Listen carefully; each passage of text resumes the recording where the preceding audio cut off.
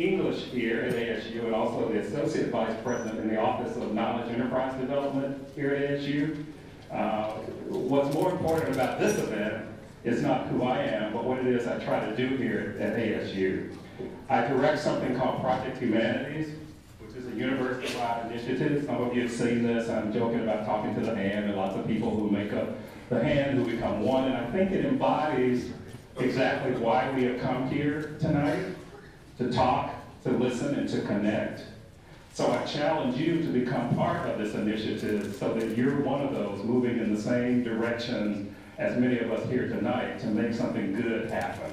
We want to create a different narrative about what's going on here at Arizona State University and also here in Arizona.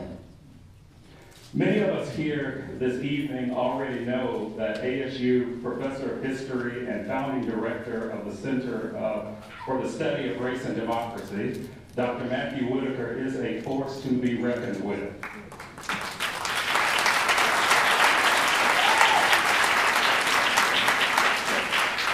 We know he's smart, we know he's committed to students and to community service and engagement, but we also know that he is a visionary.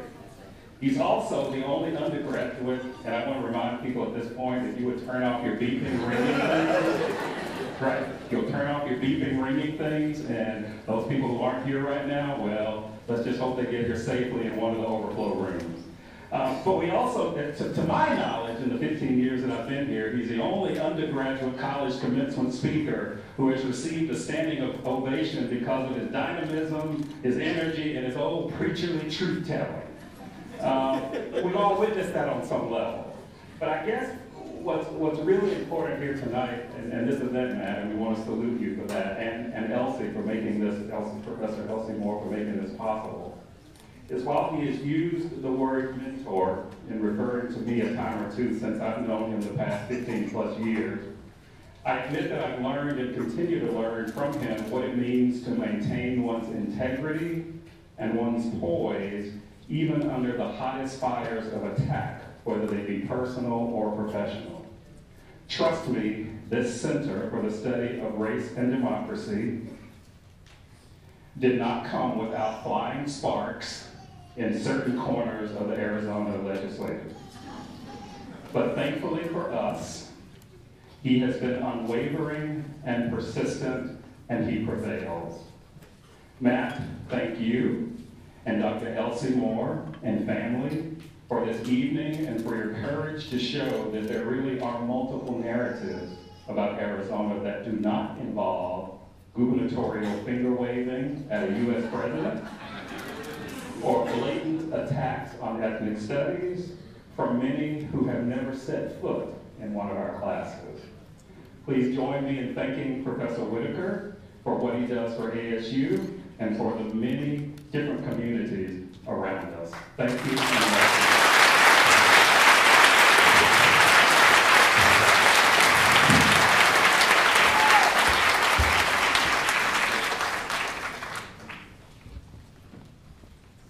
After hearing that, there's only one thing that I want to say, and that is, let the congregation say amen. No, it's a pleasure to be here. Thank you for that introduction. I really appreciate it. Thank you all for coming. This is a wonderful turnout. As I understand it, this room seats about 450 people. We actually have overflow room where we have other folks who are streaming it. And I think that is a testament and an affirmation for the importance of this lecture. The name of the man and the person that this lecture was created for. Most importantly, the family who has kept us going through their dogged determination, and for the quality of the speakers that we've had that come here that have spoke truth to power. And I assure you that tonight you're going to have a treat in listening to Brother Tim Wise. But before we get to our introduction, there's a couple of housekeeping matters.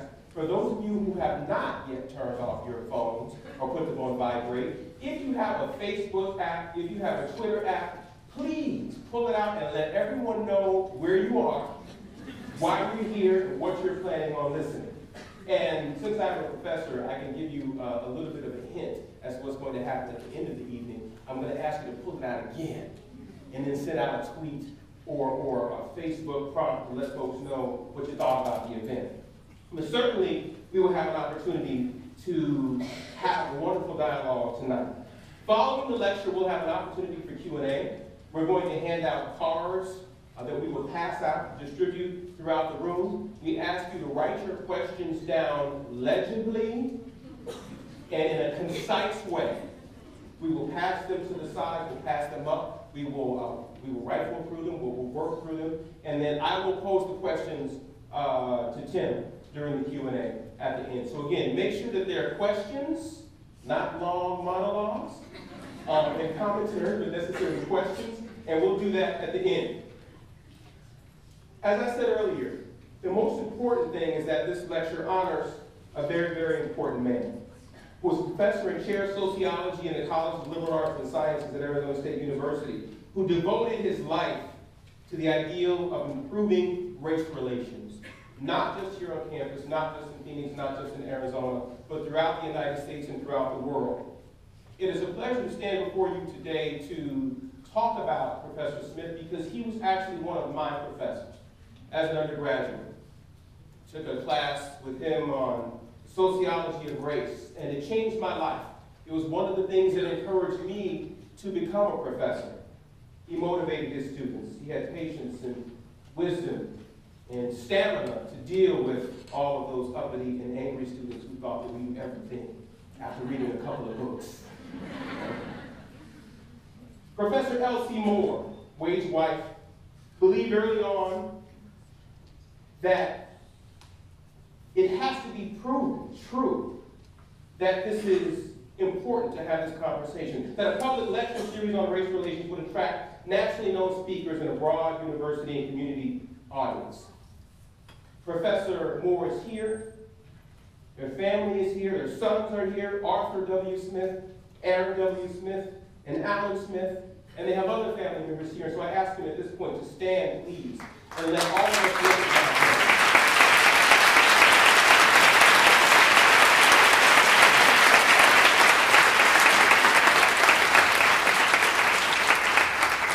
I actually had the pleasure of having one of their sons in one of my classes, and I got to tell you, you were waiting for me to say that, weren't you?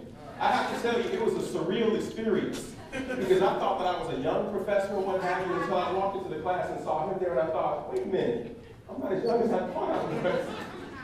We had high expectations for him, and he did very, very, very well. What we're going to do right now is to share with you a pictorial history of the first 17 years of this history, so you get a sense of who's been here, who's made this happen, who's spoken, and why it's important. It's a very relatively brief PowerPoint presentation that is set to some music by Common that I hope that you all enjoy. So ladies and gentlemen, 17 years of the A. Wade Smith Memorial Lecture.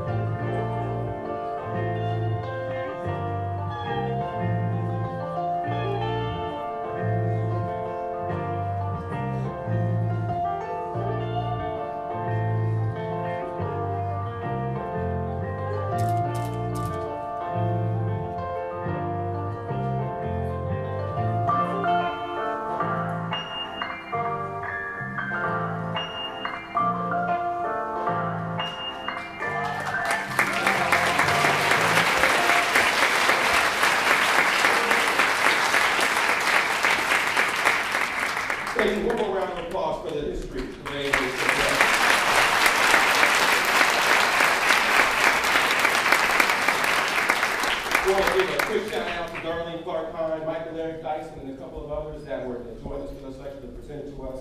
They are in our hearts as well. And at this particular point, what I want to do is lead us through a very special part of our program. As a part of the A. Wade Smith Memorial Lecture, we give an award. We give the A. Wade Smith Memorial Lecture Award to someone who personifies and embodies the spirit with which this lecture was started and continues. Someone who works tirelessly on behalf of equity and justice and equality, racial healing. That person can be anyone in the state of Arizona whose work may be local, but whose scope is national. And so I want to, at this point, bring to the stage a very special person. I'm going to bring him to the stage, and then I'm going to tell you a little bit about who he is and why we have selected him this year for the A. Wade Smith Memorial Lecture Award. That person is Don Logan. Don, if you can join us on the stage.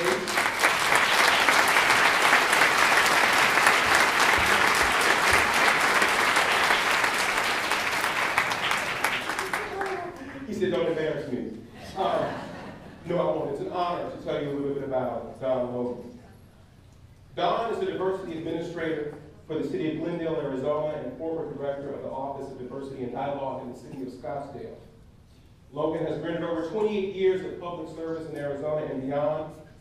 He is currently a board member and past president of the Scottsdale-based Community Celebrating Diversity Group, past president and founding member of the Community Excellence Project, Arizona Hate Crime Advisory Board member, and past chair of the Chandler Human Relations Commission.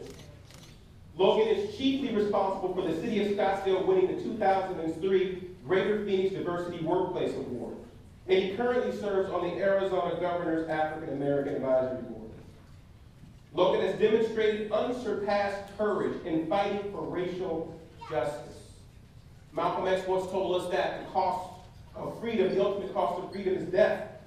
And although many of us talk about and are great rhetoricians when it comes to public service and fighting for social justice, Don Logan has literally put his life on the line. For on February 26, 2004, he was inspired to fight hate crimes in Arizona and elsewhere after being the victim of a mail bomb that was delivered to him by two known white supremacists at his Diversity and Dialogue office in Scottsdale, Arizona. He narrowly escaped death, endured many surgeries as a result of the attack, and sustained life-threatening injuries. And many of you who follow the story know that the two folks who committed this heinous crime got off and were not convicted of a hate crime. And so his work continues, our work continues. Since then, Logan has continued to speak, write, and consult on issues of race, inclusion, equity, and justice.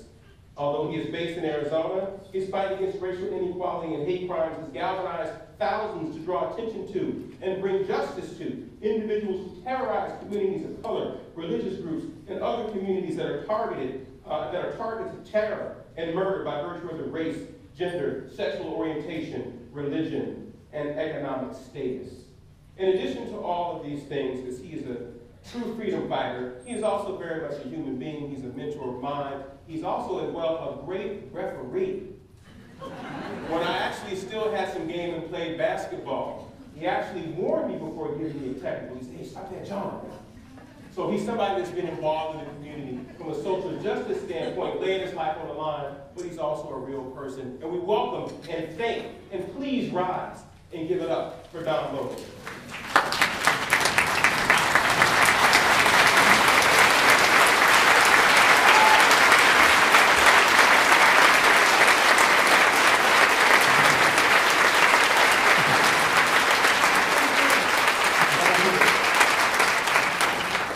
Thank you. I've endured some previous introductions before, but I was ready to give my own amen. To many of us who are here tonight, we shared a unique experience last night. Scottsdale, the Southern Poverty Law Center, hosted a gathering that had 1,000 or so folks, and he invited me to do the opening, and that was a little risque because their home base is in Alabama. I don't have an Alabama twang. But I was being kind host in introducing that event, and I actually thought that I was going to miss that event because I had been invited to come here this evening and accept this award, but these days I'm my own secretary, and obviously the job that I do isn't quite as stellar as those who have helped me in the past. So I'm truly honored to be here to accept this award in recognition of the legacy of Mr. A. Wade Smith. I've attended the lecture on several occasions, and this one is very special to me because one, my alma mater, ASU, it's always good to come back and hang out with the Devils.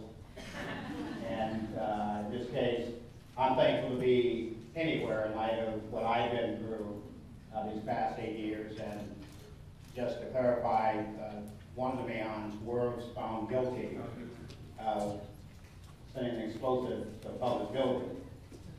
But he wasn't truly convicted of knowing that I was black before he sent the bomb. Now, I don't know about y'all, but I got mirrors in my house that remind me every day that I am black. So I'm happy to be here and certainly deeply honored to accept this award in honor of Smith's legacy. And thank you, and I look forward to hearing the wonderful words of our keynote presenter. So thank you.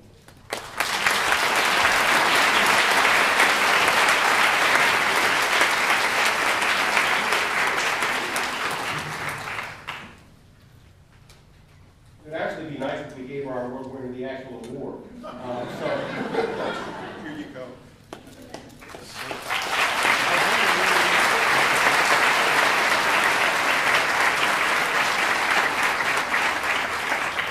Down low, everybody. Thank you very, very, very much. At this point, before I introduce the man of the hour, our keynote speaker, I'd like you to take a look at the programs and see the list of all the people who helped make this happen, including the A. Wade Smith Lecture Committee, the staff of the Center for the Study of Race and Democracy. And I want to personally thank everyone who has contributed to this year's lecture, the individual donors, campus sponsors, and those who gave to the endowment. It's important to note that without support from all of you, without funds to make these things happen, they wouldn't happen. So those of you who have supported us, I ask you and in fact implore you, given the atmosphere that we live in right now, and I'm an Arizona native, so I can say this great state of Arizona that has many problems when it comes to the issues of race, we ask you to continue to support us, to support this lecture. We are educators here at Arizona State University. We believe that education is key and very important to helping to open the minds of folks so that, Mark Twain once said, history doesn't repeat itself, but it rhymes. So that we can suppress some of those rhythms as we move forward and learn and progress. Our student-led session this afternoon, which was almost at capacity, thank you for all of the students who came out. It was sponsored by the Canon Leadership Program and the Office of Student Engagement. So please give it up for the Canon Leadership Program.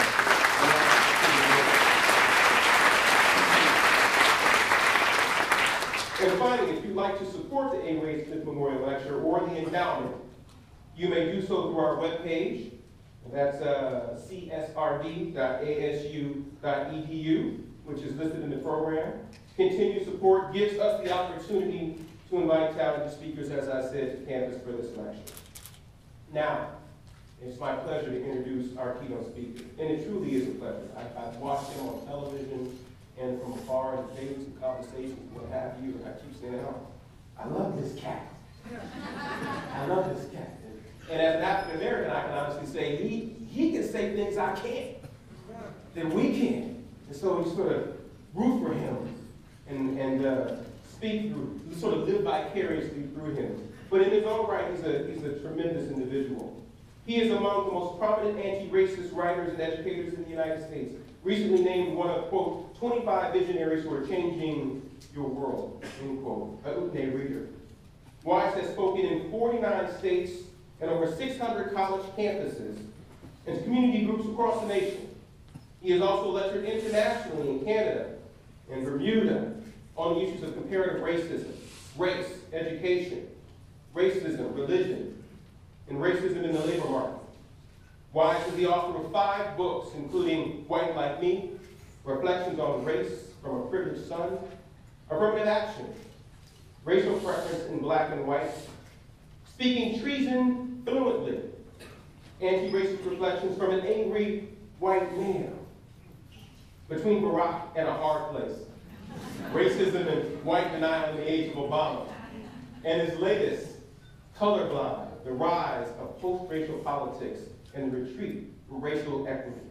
He received the 2001 British Diversity Award for Best Feature Essay on Race Issues, and his writings have appeared in dozens of popular professional and scholarly journals. Wise has provided anti-racism training to teachers nationwide and has conducted training with physicians and medical industry professionals on how to combat racial inequities in healthcare.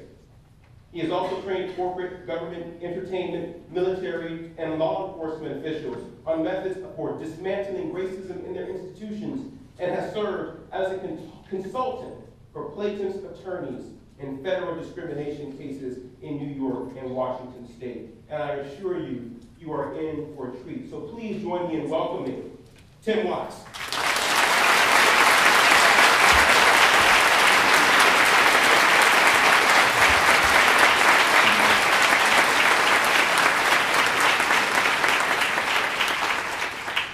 Thank you very much. It is a huge honor to be here as part of this now 17, or I suppose now 18-year legacy of this fantastic lecture series. And I want to thank you all for being here. I'm very heartened by the size of the crowd. It's good to see that extra credit still counts for something.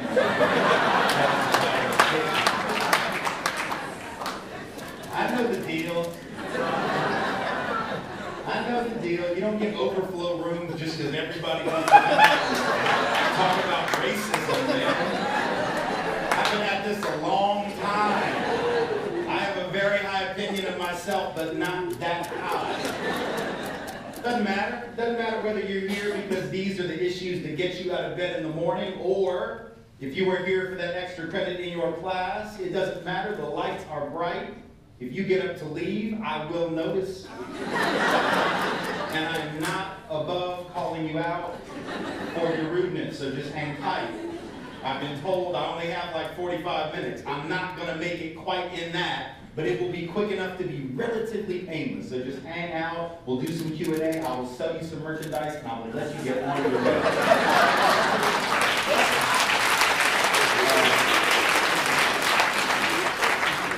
And I joke about it, but the truth is, look, I understand. Like I said, I've been at this a long enough time to know that these are not easy conversations. They're not conversations that really anybody wants to have, right? And for different reasons. People of color don't like to talk about race, particularly with white folks in the room. And white folks don't like to talk about race, particularly with people of color in the room, for different reasons now.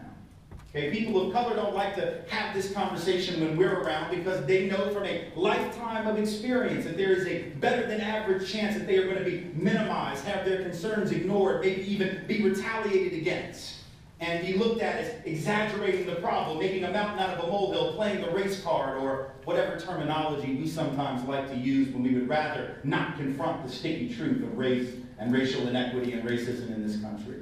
And so people of color shut down because they're afraid of being retaliated against or ignored or having their concerns minimized. They're tired of that and really don't see the point in having it happen again. So you can understand that. And then on the other hand, those of us who are white, we don't want to have the conversation either. We have a different reason. We have our own fears. Okay?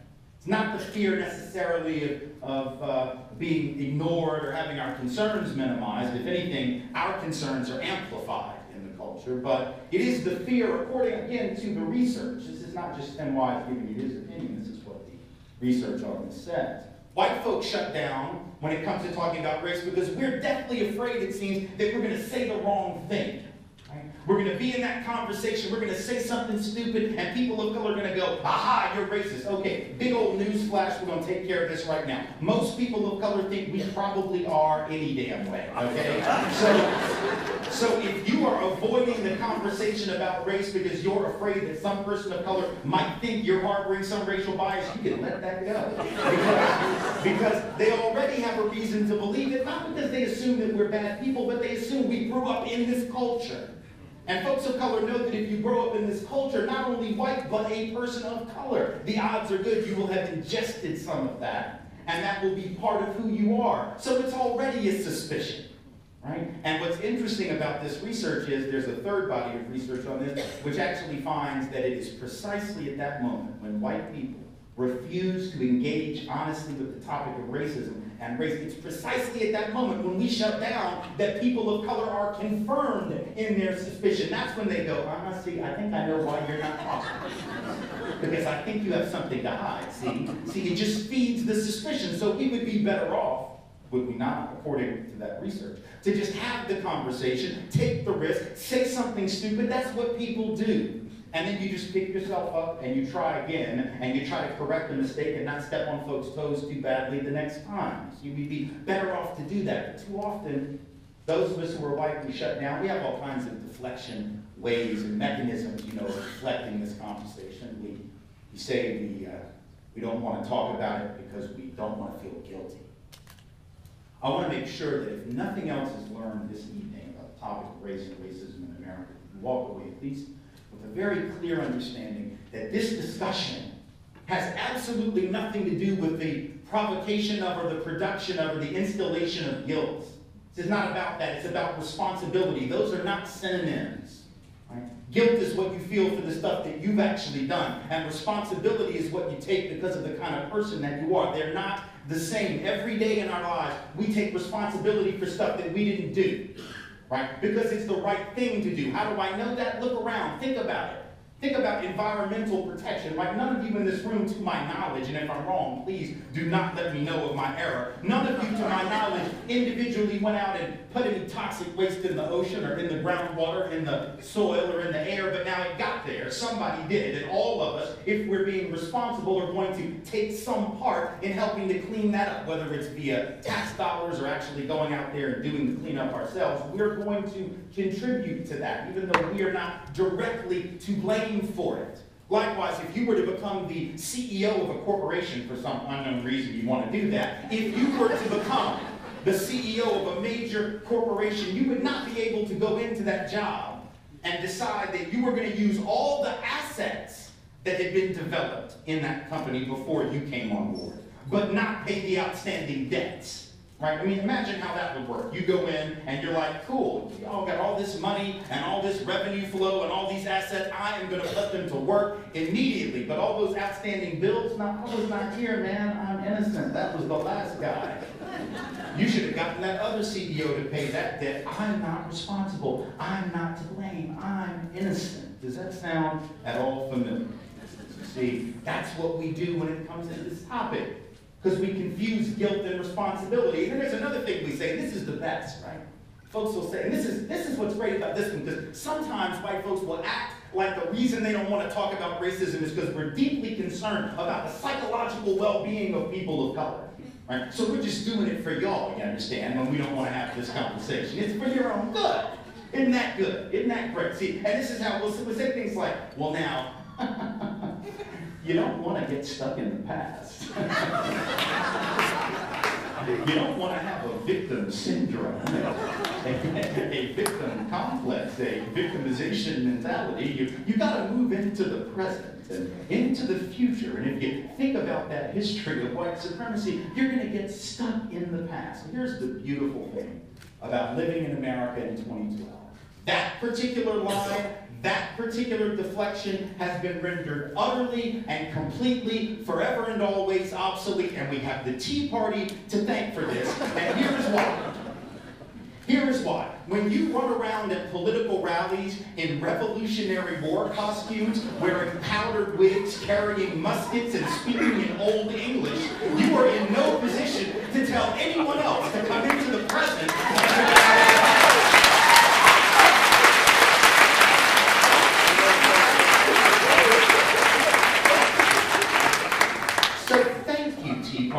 For rendering obsolete one of the most common deflections to avoid this discussion in the last half of a century, right? Because you have a major political movement in this country, or at least they like to think of themselves as a major political movement. They certainly have an outsized influence on the political system at this particular a moment, an entire movement dedicated to looking back, right? Dedicated to the past, and then telling folks of color, y'all not look at the past. The past is a bad place to stay, unless it's not.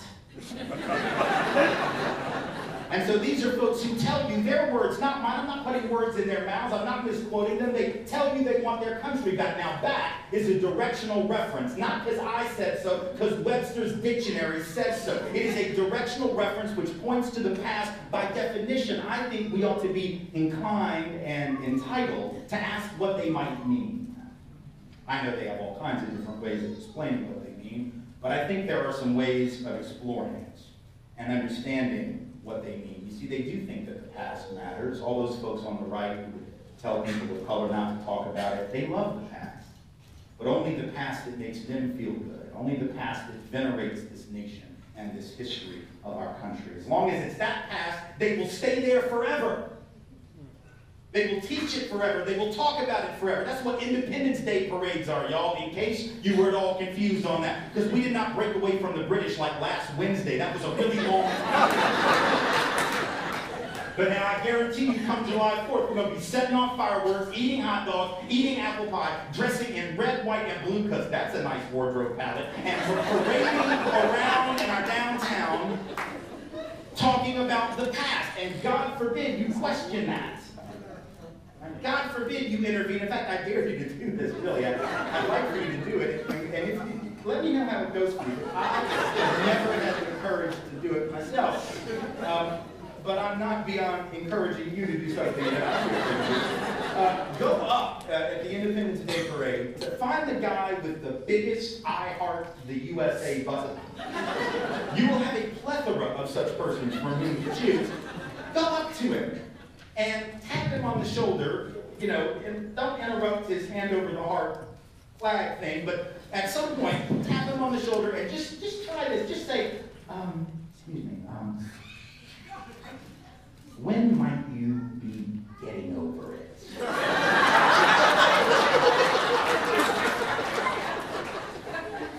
No, we're not going to do it. Right? Because you see, we don't want to get over the part that makes us feel good, and we're not alone in that. Probably every country's that way. I'm sure that's not just us. Every nation likes to remember the good and ignore the bad. But see, you don't get to choose your history. And you don't get to choose the part of it that you will and will not remember. And you shouldn't be allowed to choose what of it you will teach in the schools in the state of Arizona.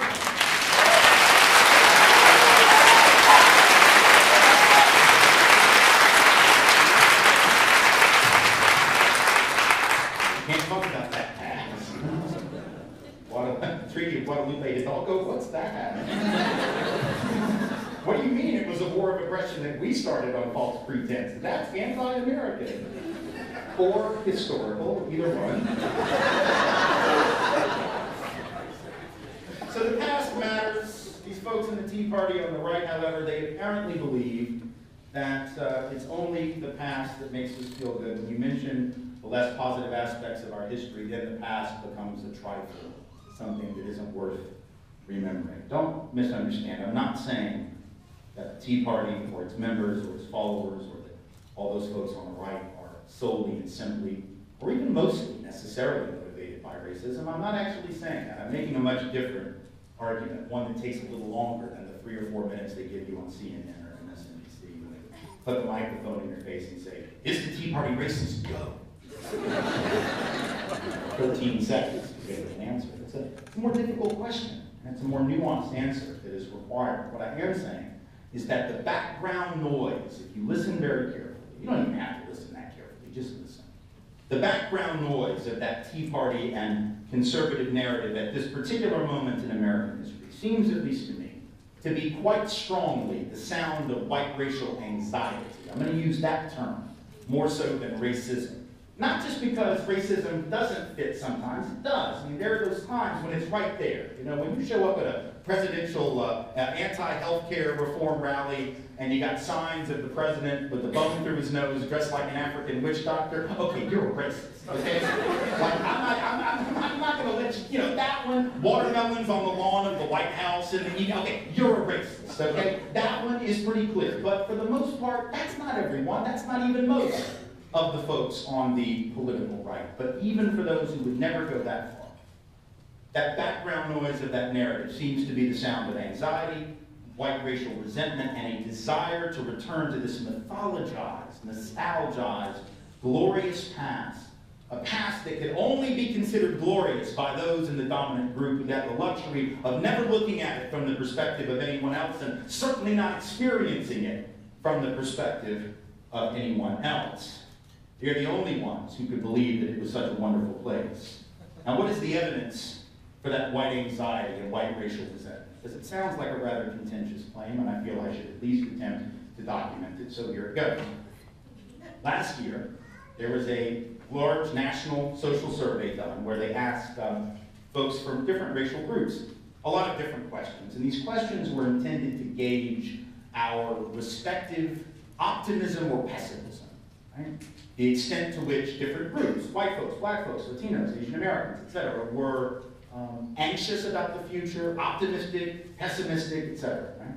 And what this survey found, which was really quite fascinating, was that white Americans were the most pessimistic of all racial groups in the United States about our futures. Black folks were the most optimistic about their futures of any racial group, and then other groups of color were in between those two poles, right? Of white anxiety and pessimism, and black optimism and hope. Now, how do we understand that? See, as a social scientist, and I'm not really one, but I just played one on stage, but as someone who studies this stuff, I'll say that, right? As an activist and an educator on these issues, when you see something like that, and it seems so odd, right? You have to come up with an explanation. Why is it odd? Well, think about it. Right? White folks, more pessimistic than any other group, even though we as a group have 20 times the net worth of the typical black family, 18 times the net worth of the typical Latino family. Now, that's not because we worked harder, and it's not because we prayed harder. And God knows it's not because we possess some superior investment wisdom that black and brown folks lack. I mean, if y'all have been paying any attention to the last 5 years of global economic meltdown, can we at least agree that some rich white dudes can lose a lot of money, no matter how bright they were, right? They can lose all that money without any help from black people, interestingly, without any help from Mexicans, be they documented or not, without any help from Native people, without any help from Asian Americans, just rich white dudes, the richest, smartest, highest SAT having white guys in the room. And I know everybody gets anxious. Why do you have to mention that they're white, Tim? That's sort of racist. You don't have to mention, it's not relevant. You're right, it's not relevant. It's not relevant except insofar as this is true. If they'd been black, oh, it would have been relevant. If black folks had just squandered $12 trillion of white people's money,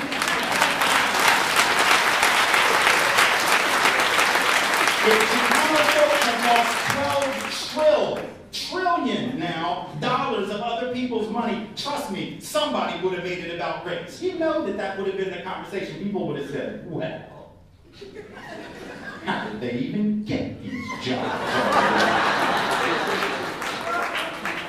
Oh, I bet I know. They got them because of affirmative action. Wall Street just had to hire people because they were black and brown, not based on merit the way they used to do it when daddy could just make a phone call. So unfair. They're not competent to be investment bankers. They're not competent to work on Wall Street. Notice, a bunch of rich white dudes just destroyed the economy, and no one has said, that's it, no more white men in banking, y'all are done. $12 trillion, I want you to know how much that is, because that's a lot of money. $12 trillion is so much that if you were to stack it from the floor up in $1 bills, end on end, it would reach the sun and back to the earth twice before it was done. That is how much money was lost because of the illegal, incompetent, and certainly unethical machinations of some of the smartest bankers trading these investment instruments like derivatives, which if you don't know how to define them, it doesn't matter. Neither did they. That's how they all started. Betting against their own investment bets, right? Hedging their bets like a damn casino and calling that a global economy and calling that the way that you're supposed to grow a national domestic product. That was their scam, and now it's blown up in our face. $12 trillion. Let's just be honest. Do you know how long it would take black and brown street thugs to steal $12 trillion? Let's just put this in perspective, right, in terms of the absolute danger to us, right? Black and brown street thugs, who apparently we are very frightened of, right, particularly if they're wearing hoodies, we're very afraid of them. Very afraid of them, but it would take 5,000 years for every black and brown street thug in this country to steal as much money as these guys made off with in 18 months. 18 months. It would take 5 millennia, and black folks would have to rob you around the clock, Jack. They would have had their hand in your pocket 24 hours a day, 7 days a week, 365 days a year, and 366 this year, because it is, after all, a leap year. And 5 millennia in, you'd be like, hey, y'all got 12 trillion yet? And they'd be like, no, not even yet. Check back in about 2,000 more years. And yet we are still more afraid of that young black and brown man crossing the street in that hoodie than we are afraid of white men driving around in their Lexuses or Lexi or whatever the proper plural form is. Even though the usual suspects who we fear couldn't do as much damage if you gave them 5,000 years as these folks at the top of the power structure did in a year and a half. Now, we better think about that, because that's the legacy that we've inherited, you see? That's what taking responsibility is starting to think about how all our minds have been twisted, and we're more afraid of the people that couldn't do us as much harm, no matter how much time you gave them, in the course of an actual lifetime, as was truly done to us by people who did not fit the description, you see. So, back to this anxiety thing. Because see, this is like jazz, okay? This is not going to be linear. And I mean real jazz. I don't mean like that Kenny G smooth jazz. I mean real jazz. This is going to be like, it's going to go over here, and then it's going to move back over here, and it'll all come back together, but it's not linear. It's not, that's why it's no outline. It's just some gibberish on a page. That's all it's doing. All right? So back to the anxiety thing. So here we are, white folks, 20 times the net worth of black folks, 18 times the net worth of Latino folks. But we're the anxious ones. We're the pessimistic ones, and black folks and brown folks more optimistic. How does that happen? How can it be that the group that is, in this case, white folks, who according to research from the University of Chicago and MIT's economics department several years ago, found out that white job applicants, 50% more likely to have a callback for an interview, those with white-sounding names, I should say, than those with black-sounding names, even when all the qualifications were the same. Same years of experience, same level and quality of education. Right? In fact, having a black-sounding name meant that you had to have 8 years more experience just to have the same odds of getting in the door for an interview. Now, how is it that when white folks have that advantage in the job market, we're the pessimistic ones, and black folks are the most optimistic ones? That doesn't seem to make sense, but yet there it is. How can we be the most pessimistic when Labor Department data tells us that white men about the age of 30, relatively early on in our job careers, right? Only the age of 30, make on average 1/3 more than the typical black man who is 60 and nearing retirement and has been in the labor market for maybe 40 years. How then can those folks who have such an advantage and so early on an advantage be the ones who are the most pessimistic, and the folks who are at the bottom of that structure be the most optimistic? How can that be when the Labor Department data tells us as well, and several other studies, the Vanderbilt University study from just a couple of years ago found this, that for every skin shade darker that immigrants to this country are, their income drops, irrespective of productivity, independent of their education levels and their experience, so that when you take the darkest skinned immigrants and you compare them to the lightest skinned immigrants, none of them born in this country, all coming here, but the lightest skin versus the darkest skin, that the darkest skinned immigrants make about 17% less, almost a fifth less, almost 20% less, even when you control for productivity and control for education and control for experience, so that we're only comparing folks who have the same experience, the same level of education, and the same observed measures of productivity. And there's still that income gap directly connected to color. And yet those darker folks, according to the research, the most optimistic, and those lighter folks, more pessimistic. How does that happen? Well, the only theory that I can come up with, the only logical explanation is, to some extent, white America, in spite of our ongoing advantages, in spite of our ongoing disproportionate power and opportunity, and relative well-being. And I say relative because I know there are millions of white folks hurting right now, and I will come back to that. Okay? But relative to others, we ought not be the most pessimistic, and yet we are. It suggests that despite the objective reality of our condition, we have a sense, at least some of us, I'm not saying everyone. See, quick little break from the gibberish on the page here. I'm not indicting white people. This is not about white people, it's about whiteness. And you need to understand the difference between that. Sometimes when I talk about white folks this, white folks that, white folks who aren't used to being racially identified. People of color are sort of used to that. Black folks, no big deal, you know? Latino folks, Asian folks, yeah, well, okay, you know. And see, and I'm from the South, so like folks is a friendly term. Folks is like a term you wrap your arms around it. Folks. Folks are folks. It's not hostile. I didn't say white people. I didn't say white devils. I didn't say any of that, right? I just said white folks. It's just family, no big deal, right? But we're not used to it, so we go, oh. Okay, so in any event, the people get confused and they think that when you talk about white folks, it's like a condemnation of all such people. And it's not. People get confused. They say, well, Tim Wise, he hates white people. I don't hate white people. I love me some white people. Love, really, truly love, like, my wife, love her. She's white. Our two little girls, love them. White. Which sometimes happens when white people meet people. And then my mom, love her, white. My dad and I don't get along, but it's not because he's white, it's because so whiteness will always get you in the door. But, you know, anyway. So understand this. I'm not indicting all white folks when I say white folks. What I'm saying is there seems to be a certain segment of white America. And it seems to be reasonably large, at least in terms of their influence and the amplification of their voice, which senses that in spite of their ongoing advantage, which deep down in the pit of their honest mind, I think they know exists, that something nonetheless is changing for them. And they don't know what to make of it. That's what's causing the anxiety. And in my newest book, Dear White America, I actually identify what I think are the 4 pillars of that anxiety. So I'll tell you what they are. And I'm in no particular order, except that the first one, I think, is maybe the least important, so I'll get that one out of the way. It's the one that we talk about more, but I'm not sure it's the most important, but it's in the mix. So it's the reality that having a president of color occupying that White House, who doesn't look like all those other presidents, who doesn't have like a cowboy hat and a ranch.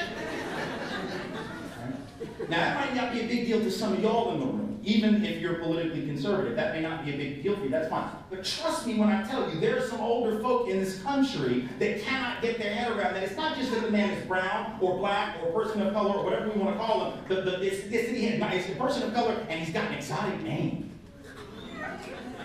Obama, and his daddy isn't even African American. He is straight off the continent. Oh my goodness. Oh my goodness. And he grew up in Hawaii. Is that really a state? And you think I'm kidding. You think I'm kidding? But that's not for a cheap laugh. And here's the deal. Okay, during the campaign, take me back to 2008. I'm watching television. Cokie Roberts now, who is a liberal Democrat, for what that's worth, it is worth nothing. Cokie Roberts, who is a commentator on NPR and also, I guess, on ABC or whatever. So there she is. She's talking. Barack Obama has just taken time off from the campaign trail to go on vacation to Hawaii, you know, where he grew up and where his grandparents live, where his grandmother's living and at that moment dying, right? She's ill. He wants to go see her because this is the woman, after all, that pretty much raised him after his mother died, right? And even when his mother was alive, did a lot of that caretaking, right? So here he goes. He goes to Hawaii to visit his grandmother. This should be a story about what? About family values, about the connection of this family. Cokie Roberts says on national television that he shouldn't have gone to Hawaii, that that was inappropriate, that that was an exotic vacation, and that he should have gone where real Americans go on vacation, which is Myrtle Beach, South Carolina.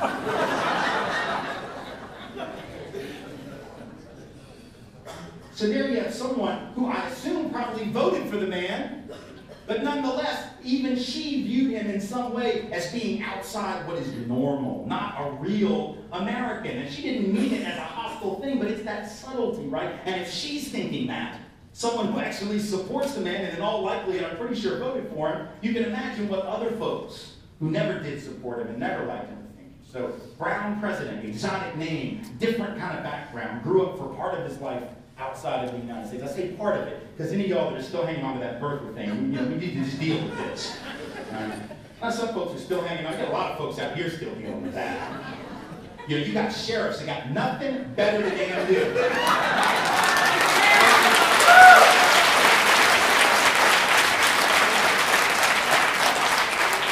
Sadistic little men who think it's appropriate to put convicts in pink pinstripes just to degrade them. Because, that's the way you get people to stop committing crimes, is degrade them.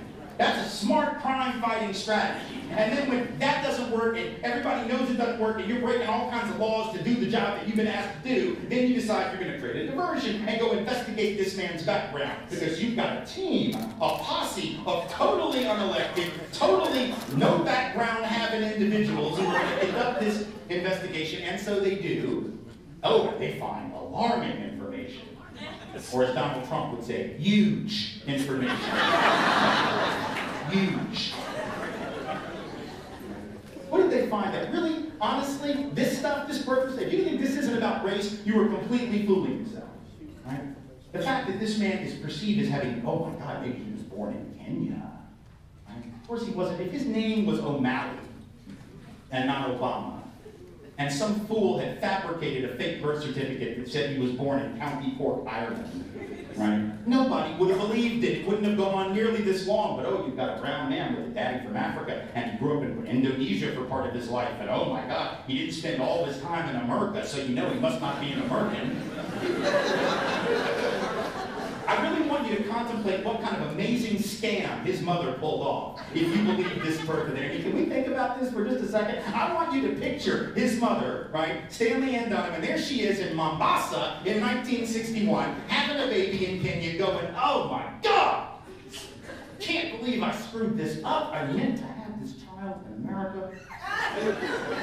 Because I just know that one day my son, my black son, is going to be president of the United States, because that would have been a totally rational thing to think to yourself in 1961. And so what did she think? She said, oh my God, I better plant a fake birth announcement in all the newspapers.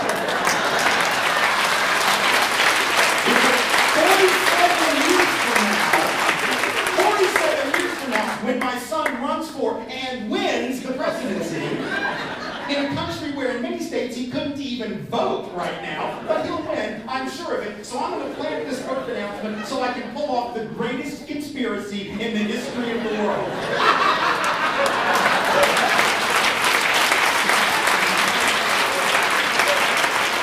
Truly genius. Okay, so that's number one, election of a black president. Number two. Jazz. Number two, the economic meltdown. Now we're getting serious here, right? Because look, here's the deal, right? Economic meltdown, double-digit unemployment, foreclosure crisis, can't afford health care. That will create anxiety for anybody. But now here's the deal. It's not new for everyone. It's not new. Double-digit unemployment is not new for black folks. It's not new for Latino folk. It's not new for Southeast Asian folk, indigenous, native North American folk. It's not new. It has been normal day in and day out, year in and year out, since they started keeping these records.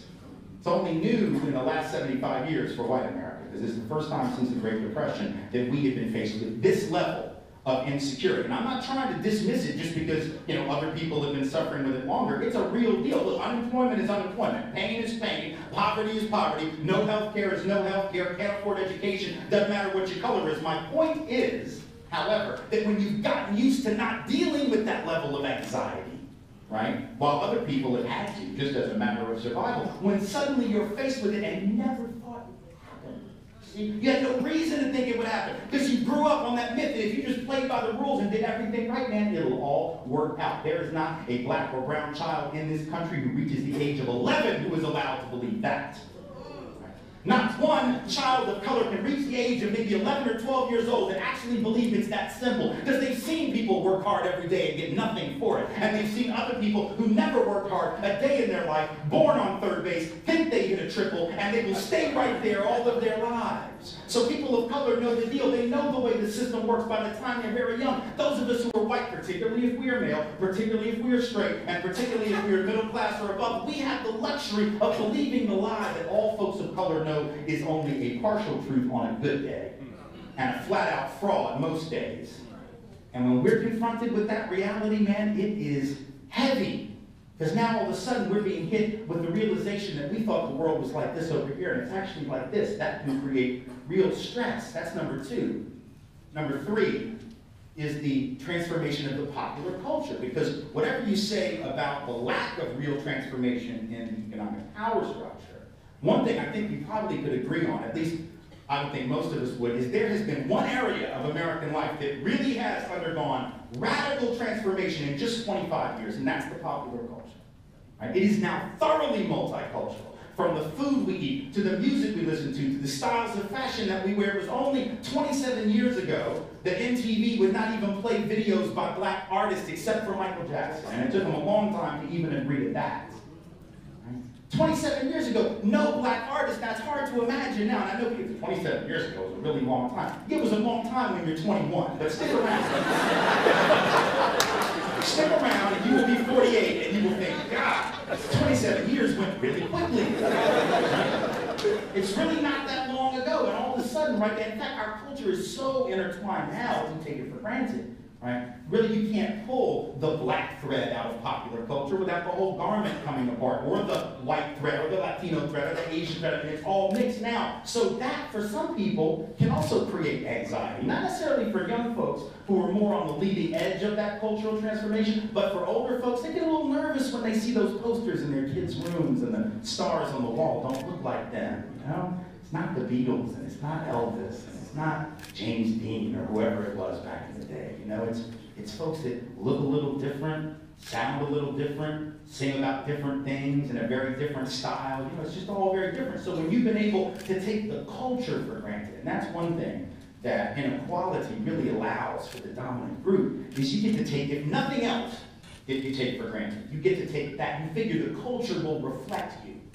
And it does, but when you're used to it reflecting only you, or pretty much only you, when now you're having to look into that mirror and there are other faces looking back at you that don't look like yours, that can become disconcerting for a certain segment of the population. You think about that, I'm not just talking about the racial piece, now you think about the religious landscape, right? It wasn't that long ago when communities had nothing but churches, maybe an occasional synagogue, but now you have mosques, and you have Hindu temples, and you go to the grocery store and there are things that are not in English. Oh my goodness.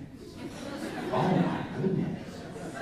Ethnic food sections. It used to be in most of this country that ethnic food, like when I was growing up, ethnic food was like the pasta aisle. That was like spaghetti, y'all. Like seriously. Right? Right? And a lot of folks preferred it that way. We like you to speak American, eat American, you know.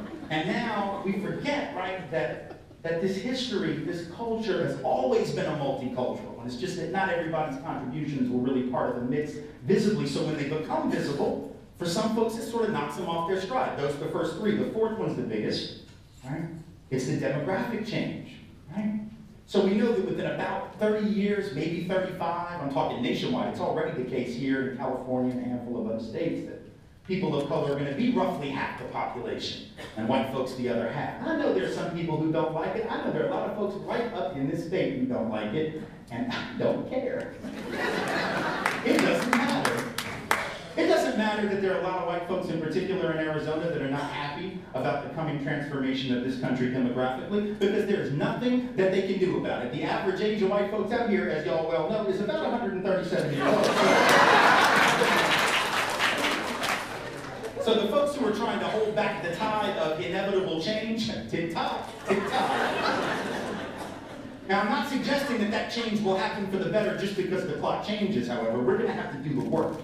right? But if we do the work and usher in that coming multicultural America in the way that it ought to be ushered in, then we can guarantee that the future belongs to all of us and not just some. There are those who will try to hold that back. If we fight them with everything that we have and insist that the day will not belong to them, that they will not have their country back because it was never their country to begin with, then they will lose. That, I assure you, time is not on their side. It is on the side of justice and equity and the browning of this country. And if folks don't like it, there are plenty of other places on this planet they can move to. So like they've been telling black and brown folk, pick another country. Well, there you have it. When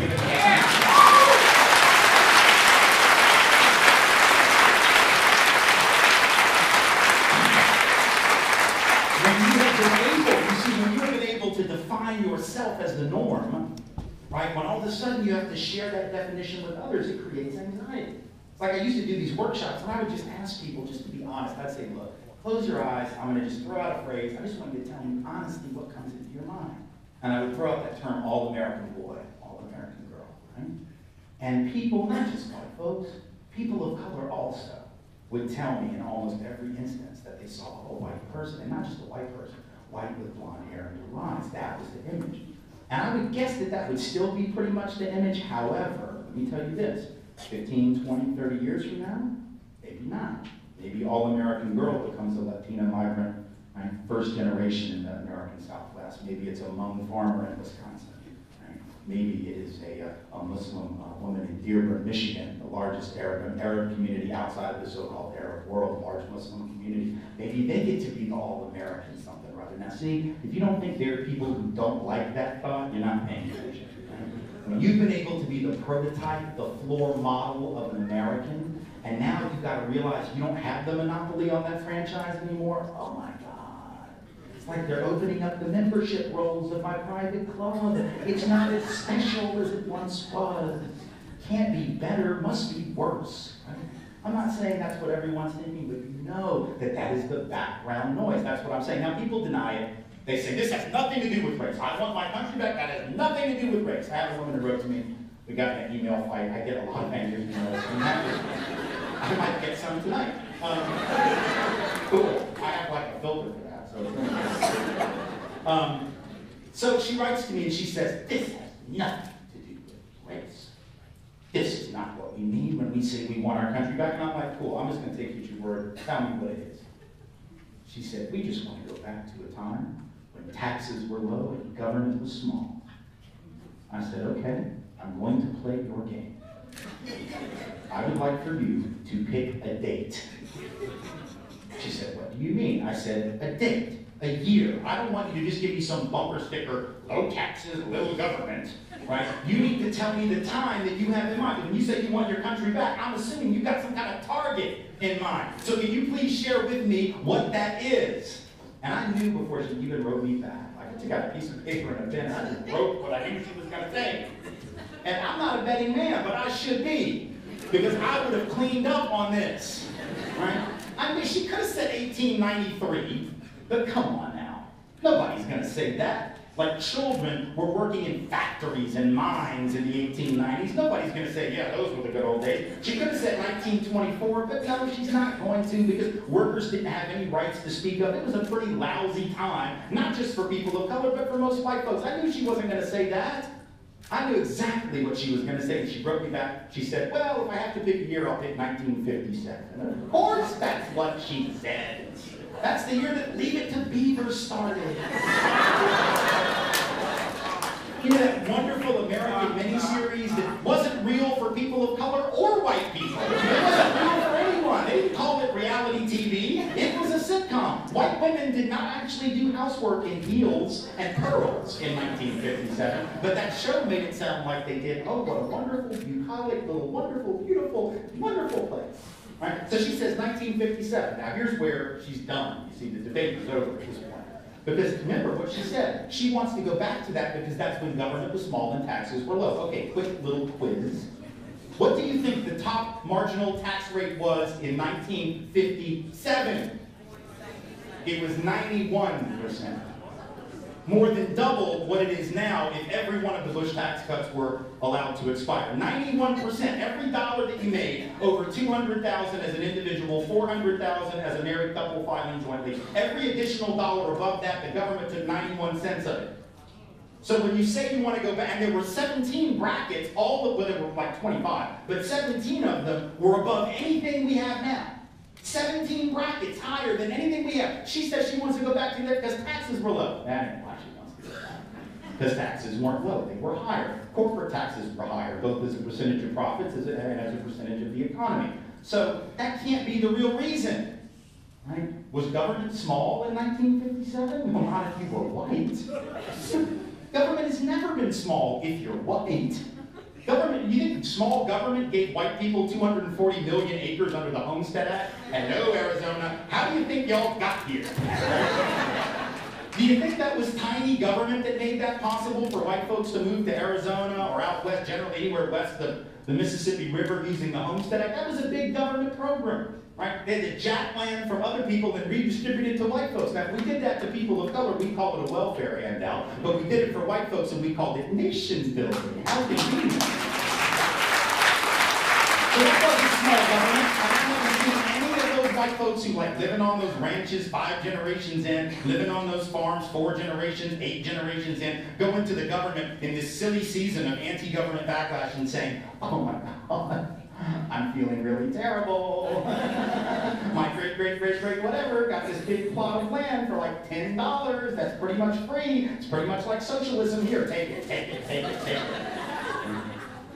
We didn't complain about big government when the GI Bill was created and we were virtually the only ones able to fully utilize it. We didn't complain when the FHA loan program and the VA loan program distributed $120 billion worth of housing equity preferentially to whites from 1934 to 1962 at a time when people of color could virtually get in on none of that government underwritten, government guaranteed, government subsidized housing lending. That intervention in the free market did not meet with the criticism of white folks who were saying, oh no, we should just let the bankers have their way, right? We should just let them do it. We shouldn't bail out the losers, which is what Rick Santelli, who actually is credited with kicking off the Tea Party movement when he went on his ridiculous rant on CNBC, which, if you'll recall, was not about the size of the debt. It was not about getting away from the Constitution or whatever the Tea Party folks say it was. It was about calling homeowners who had gone under losers and saying we shouldn't do anything to help them. Oddly, that's not what the attitude of this country was in the 30s and the 40s. I wonder what the difference might be. I wonder why white folks loved big government all of those years and only now seem to have a problem. I'm guessing it might have something to do with the fact that all of that big government was pretty much racially restricted to us. So when we were the only ones getting in on the goodies, we didn't have a problem with that. It was only when people of color gained access to the same stuff that we'd always had access to that we discovered our inner libertarian. Story that will be relevant in Arizona in particular. So when Barry Goldwater ran for president in '64, he came south, right, to my part of the country, and he was campaigning, and he was, Barry Goldwater was sort of a real libertarian. Like, that was really his shtick, right? He was not like, he really wasn't George Wallace. He had positions that I think were as messed up as Wallace in effect, but his attitudes and his actual sort of internal thing was not, he wasn't Wallace in that regard. So he comes south, and at first he wasn't talking about race. That wasn't his thing. He wasn't talking about civil rights. He actually came south, and his big thing he talked about there was he wanted to sell off the public utility companies, right, the TVA. He wanted to sell off the publicly subsidized and run utility companies because he thought, as a libertarian and as a free market worshiper, that the market would do a better job. How do you think my people in the South responded to this? Right? They were like, hold on 1 minute. You want to sell our utility companies to some fat cat in New York City? The hell you will. Why don't you talk about black people? Literally, that was what happened. All of a sudden they said, we like government. I mean, they gave us running water, and it gave us public schools, and it gave us electricity in rural areas. We like government. We just don't like black people. When you start talking about black people, and he got the message, and then is when he turned and started talking about his opposition to the Civil Rights Act. right? So people, even white conservatives, whatever that means, loved big government when we were the only ones benefiting. And that was pretty much the way it was from the New Deal forward for like 25 or 30 years. Once that changed, all of a sudden, we decided it was wrong. And so what I'm trying to suggest to you when I talk about the background noise of this conservative Tea Party narrative being about race, what I'm saying is this. It's not that if you're a small government conservative, your motivation is automatically racism. It's not. You could have that. That could be a principled argument. In fact, arguments about the size of government go all the way back to the founding of the Republic. They have a very long history, and it's not just about race. But here's the deal. In the last 40 years in this country, it is impossible to separate those two contentious schools of thought. The one that's about the size of government and the other that's about race, because politician after politician have made them the same conversation. In election after election, it's been about racial redistribution. That's why Glenn Beck 3 years ago now, during the healthcare debate, that's why Glenn Beck went on the air and said, well, you know what this healthcare reform is really about, don't you? It's not about healthcare. Right? It's just this administration's attempt to get reparations for slavery.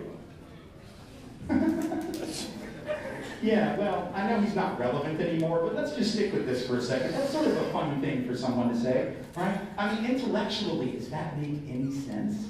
To say that healthcare, like, what kind of scam is that? Did black folks come up with that? Like, ooh, I'm gonna get cancer so I can get 40 acres and a mule? No, that is not a good plan for reparations, right? People don't get sick and die so they can get reparations. That's not a plan, that's not a scam, that's not a scheme, that's nonsense. But then as I listened to him, I realized, oh, I think I know why he said it. See? It wasn't about intellectual honesty, of course it wasn't, but it was politically brilliant, wasn't it? Because what he just said was, these people, they're coming for your money. And when they get your money, they're going to give it to those people over there, you see. So it was a really good way to push that button of racial resentment, push that button of racial anxiety. That's what we need to keep our eyes open for. And here's why. This is what I'll close with before I take some of these questions you all dutifully put on these cards. The reason this is so dangerous, to go down this road where we allow our white resentments and our anxieties about change and our newfound opposition, and it really is pretty new, to government intervention in the job market or the housing market. The reason it's so dangerous to go down that road is that we end up not having the programs that we all end up needing. You know, it's sort of odd, isn't it, that you have millions of white folks who for like the last 30 years, if they were on the right of the spectrum, led the charge to cut, to the greatest extent possible, the slats out from under the social safety net, right? Cutting this program and that program, reducing this program and that program because it breeds dependence. It's awful, it's terrible, even though these programs were actually created for the purpose of encouraging dependence for white women. Like cash welfare, that's actually what they said when they created the Social Security Act and created the first cash welfare program. The whole point was to allow white women to be able to stay at home with their children so they wouldn't have to get a job in the paid workforce. Now, putting aside how sexist that suggestion is, right, isn't it interesting that the rhetoric changed? Once again, when women of color started to gain access, oh, y'all gotta get a job. This is bad for you. It was okay for us, but it's bad for you, right? And so, when we allow that to happen, those programs, you know, for those 30 years, maybe not that many white folks felt that they needed those programs. Now, what's going on? We got millions of white folks out of work. Millions of white folks that can't afford health care for their kids, can't afford college for their kids. Millions of white folks upside down in their mortgages, right? Long Island, right now, Nassau County and Suffolk County, New York, two of the hardest hit communities for home foreclosures in the United States. Those are mostly white and middle class communities. How do you think it got to that? It got to that because when black and brown folks were the only ones getting hit with subprime lending 18 years ago, 15 years ago, nobody wanted to talk about it.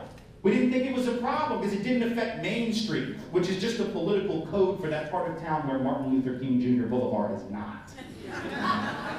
It's the other side of town. So we didn't do anything. In fact, not only did we not regulate the independent mortgage brokers who were the cutting edge of that mortgage crisis, in subprime lending, we actually deregulated them during this time. I mean, that wasn't just Republicans. Bill Clinton more aggressively deregulated the financial services industry and these independent mortgage brokers than any president, all the conservative presidents put together. That was a bipartisan shame. And what it did was it allowed these independent mortgage brokers to write loans totally unconcerned about whether folks could pay the bills, because by the time they went broke, they already got their commission and sold the loan to somebody else.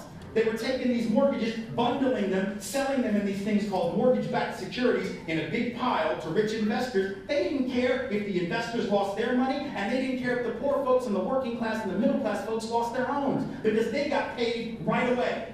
And then they passed the risk on to someone else. And we ignored that for like 15 years, and then, boom. Now we got white folks that are starting to see what the deal is, right? You see, that's dangerous. You sit around and you allow that ticking time bomb to keep ticking. You don't deal with the pain when it's localized. It will metastasize and it will spread throughout the economy, and that is what is happening right now. We got folks going to these anti-healthcare reform rallies, and they put a mic in their face. They're like, "Do you have healthcare?" "No." "Well, don't you want healthcare?" "Well, yeah, but not if the government provides it. I'd rather not have any healthcare than have the government provide it." "Really? Are you in good health?" "No."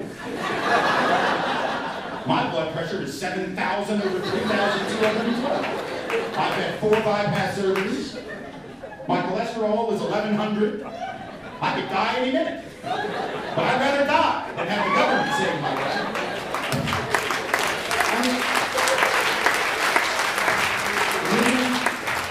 Really? Or I'll just trust that my church will help. Your church is going to help with what? Like a kidney transplant? They're going to pay for your chemotherapy? I sort of doubt that that's going to happen. Right? So this is real. We got people that are actually going against their own best interest in the name of this, what they consider to be a philosophical premise, and 60 years ago they would likely have been on the exact opposite side. And if you don't think that that is in part, large part about racial anxiety and resentment that those folks are going to get over on us, oh my God. There might be some poor person somewhere who has $1 that belongs to me. My God, we must stop that. Right? We should give my dollars to rich people instead. Because if you give money to rich people, they'll invest it and create jobs. You give money to poor people, they'll smoke crack. Right? That's the way we think. Because fundamentally, we've decided those at the bottom of our power structure are barely human at all. And we may not say that in so many words, but that's what our politics say almost every day. So we're going to have to break out of this, not just for the sake of those on the bottom, man, for everybody, because what goes around most definitely comes around. And if we get to that day 30 years from now when it's a half and half white and of-color country and we haven't dealt with this, how are you going to maintain a functioning society if you have half of your population twice as likely as the other half to be out of work, 3 times as likely as the other half to be poor, 1/20th the net worth, 9 years less life expectancy, double the rate of infant mortality, double the rate of low birth weight children? Answer, you do not maintain a healthy society for anyone if we get to that time. We'll be back in these rooms if we don't get busy dealing with this right now and every day from this point forward. Maybe not us, but our kids and our grandkids will be having the same conversation. But the risk will be far greater, and the odds of success of building a true multiracial democracy will be slim indeed, and they will curse us for our inaction, or they will sing our praises for the work that we do from this point forward. Thank you all so much for being here.